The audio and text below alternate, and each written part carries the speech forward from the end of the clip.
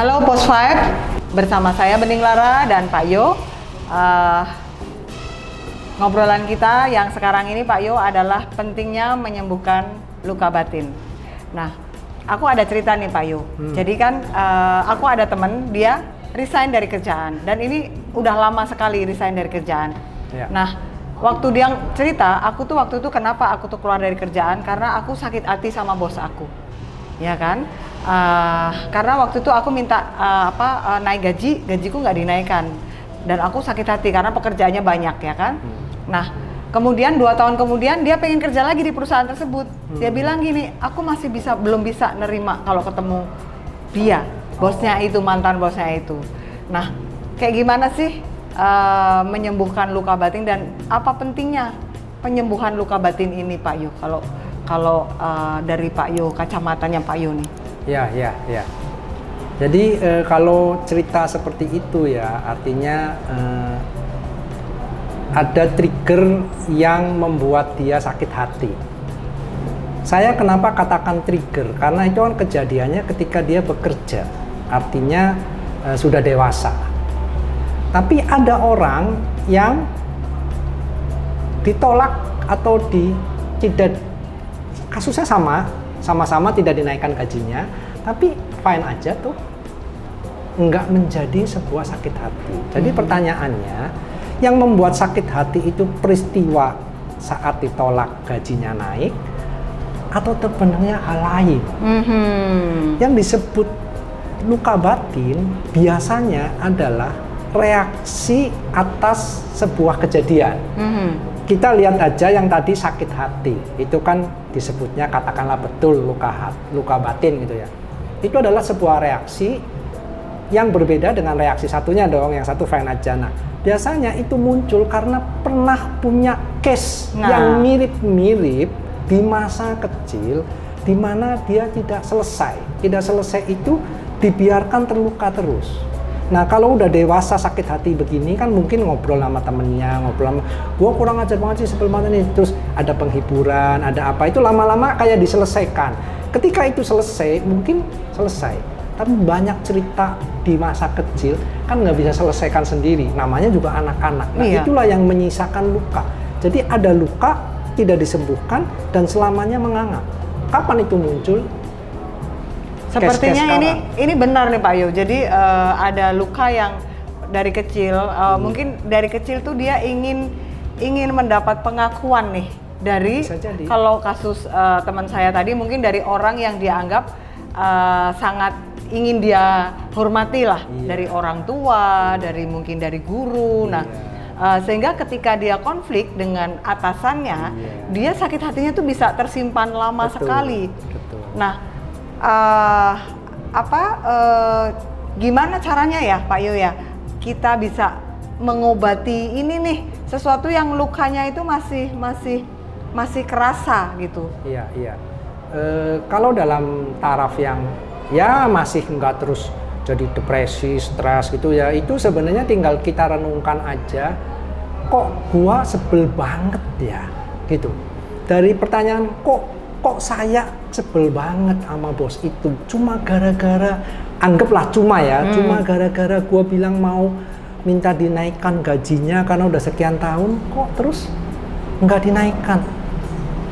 Kenapa gua jadi marah banget? Nah, mulai dari kenapa itu mungkin kita bisa mulai memikirkan kejadian masa lalu, merenungkan dan sebagainya. Apalagi kalau kita orang Timur, orang Indonesia semua beragama, ya bawa doa gitu ya. Itu bisa juga nanti mengingatkan kepada masa-masa di mana yang tadi itu, yang Mbak Bening sebut, ya mungkin sama bapaknya kesel, sama guru waktu SMA kesel atau apa.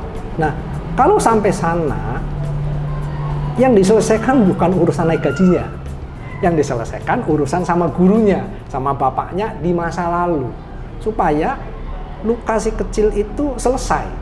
Begitu itu selesai, ya bubar. Nah nih Pak Yo, kalau selesai itu gimana ya ciri-ciri atau tanda-tandanya nih? Karena kadang kita ngerasa aku udah maafin kok gitu kan. Tapi ketika dia pindah kerjaan, dia konflik lagi nih sama atasan. Iya. Konfliknya tuh mirip gitu Pak Yo. Iya. Dia karena teman saya ini kebetulan memang job hopper ya, dia pindah-pindah kerjaan. Iya. Dan kebanyakan resign-nya gara-gara konflik dengan atasan. Iya. Padahal anaknya pinter, ini Iya. aku sangat menyayangkan nih. Ya, salah satu cara yang tadi saya omongin gitu ya. Sebenarnya ciri-cirinya adalah ketika dia inget masa kecilnya, jangan ditolak. Misalnya, aduh itu cemeng banget tuh waktu itu gua gitu ya, jangan ditolak. Justru rasakan sampai rasa itu menjadi sebuah kesadaran. Rasa itu dimunculkan ketika saat itu terjadi sekarang. Mungkin Anda ingin marah, tapi waktu itu takut. Ya marahnya sekarang aja. Marah di mana? Marah di tempat berdoa, marah di kamar sendiri, gebukin bantal. Mungkin pengen nangis. Ekspresikan itu, luapin di saat itu. Jadi kejadiannya masa lalu, ekspresinya sekarang. Pengennya apa? Jalanin aja. Pengen ngamuk, ngamuk. Pengen ngomel, ngomel. Kalau perlu bapaknya dipanggil, mungkin, Pak aku pengen marah sama kamu ya, tapi sebenarnya ini cuma drama. Tuding-tuding aja bapaknya, gitu. Supaya itu selesai. Nah, cirinya adalah Anda bisa mengekspresikan apa yang Anda alami waktu itu. Kalau ternyata Anda menganggap cemeng sekali, lucu, dan Anda mau mentertawakan, ya tertawakan aja. Karena dengan melepas tertawa itu juga bisa selesai. Karena Anda sudah menganggap bahwa itu cemeng sekali. Tapi bukan ngomong cemengnya itu karena kita gengsi menghindari. Kan bisa kita ngomong cemeng ini, cemeng banget gitu aja dipikirin gitu misalnya. Itu sebenarnya penghindaran. Enggak, ini cemengnya cemeng kita terima, tapi lucu banget, ya ketawa aja. Dan itu menyelesaikan. Nah, artinya kayak kita ekspresikan di masa kini, luka batin yang mungkin kita merasa sudah melupakan dan memaafkan itu. Biasanya setelah mengekspresikan ini, kalau menurut testimoni ini ya, yang pada umumnya itu ada mood yang lebih baik nih Pak Yu. Jadi ketika ketemu bos yang bikin sakit hati, dia udah nggak ada ini nih di dalam ini ya, sudah tidak ada yang bergejolak gitu kan. Bahkan mungkin dia bisa mendukung bos yang membuat dia sakit hati. Betul. Nah itu mungkin cirinya ya Pak ya. Artinya kita ketika ketemu dengan orang tersebut, kita jadi lebih welcome. Apa ya, lebih welcome ya kan, dan tidak lagi terngiang-ngiang dengan apa sih yang bikin gue sebel sama dia gitu ya. Lebih terbuka. Lebih terbuka. Mungkin juga bisa terjadi kerjasama yang lebih baru gitu kan. Tentu. Karena ada apa ya? Ya itu transform energi yang dari sakit hati itu kan energinya besar tuh. Besar ya. Kalau itu hilang ya, terus energinya bukan hilang, dia transform ke dalam hal yang lain yang jadi lebih positif ya. Pak Yo, kalau nih aku pernah dengar dan aku juga ngerasain ya tentang tadi menangis tadi ya. Aku pernah dengar bahwa menangis adalah the best healing untuk luka batin. Kalau menurut Pak Yo gimana? Karena aku sendiri kadang ya, kalau tiba-tiba pengen nangis sedih atau apa, setelah nangis tuh kok jadi lega ya. Nah itu apa ya Pak Yo ya? Apakah itu tanda-tanda oh ya luka batinku tuh sudah berkurang lah minimal? Ya. Menangis itu kalau boleh disebut berkah juga loh. Bisa menangis itu adalah sebuah berkah. Tapi banyak orang juga menahan tangis kali ya, karena satu lain hal alasan dia menahan tangisnya. Tapi kenapa disebut luka gitu ya? Barangkali lebih sopannya lagi kalau nggak mau terluka ya ngomong lah itu pengalaman. Kita semua pernah mengalami hal buruk. Di samping hal baik yang lebih banyak lagi sebenarnya. Tapi hal buruk itu biasanya membekas. Bekas itu yang jadi disebut luka. Gitu. Nah, karena disebut luka dan membekas, menangis itu bisa dibilang jalan satu-satunya untuk melepas luka itu. Walaupun mungkin nggak satu-satunya ya, tapi namanya juga terluka ya, namanya juga sakit ya, apalagi ekspresinya kalau nggak menangis. Gitu, jadi ya nangis aja, pengen nangis. Ngamuk, marah, ya ngamuk aja, marah aja, nangis aja gitu. Nah ini kayaknya kalau obrolan kita didengerin post vibe yang masih jomblo nih Pak Yo, bisa dipakai nih, nangis aja tuh di depan gebetan, pasti diterima ya Pak Yo ya. Atau mungkin malah dianggap ini apaan sih gitu ya. Nah oke, jadi luka batin itu ternyata kita bawa sepanjang itu belum terselesaikan, Pak Yu ya. Disebut luka karena nggak sembuh. Nah, begitu sembuh ya sudah. Dulu saya luka bakar loh di sini, tapi udah nggak ada. Iya, tinggal bekasnya dipegang udah nggak sakit. Iya. Ya, tapi kalau dipegang masih aduh gitu ya. Iya. Itu masih luka namanya, ya kan. Itu ada yang namanya senggol gaplok gitu ya. Artinya sensi gitu ya. Masih baper gitu. Jadi pentingnya menyembuhkan luka batin itu ada agar kita bisa move on gitu, Pak Yu ya. Iya, move on, tidak berlama-lama pada situasi yang itu lagi. Iya. Jadi ketika kita menghadapi kejadian yang mirip, kita bisa merespon lebih baik nih, Pak Yu. Misal jadi terutama nih post-5 yang menghadapi dunia kerjaan ya, itu biasanya gampang pindah kerjaan karena konflik, karena sebenarnya dia sudah punya luka batin. Ini banyak banget kasus seperti ini. Kemudian juga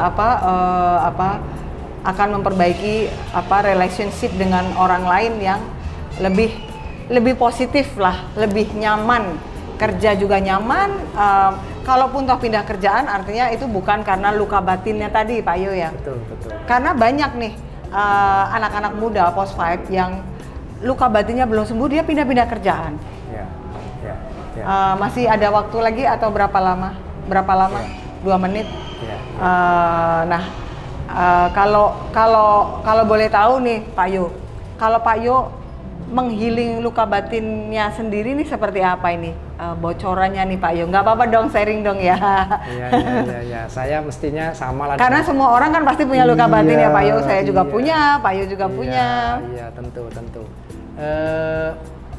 Itu kembali pada ketika kita reaktif, kita merasa mungkin kita tidak bisa mengendalikan saat reaktif itu terjadi.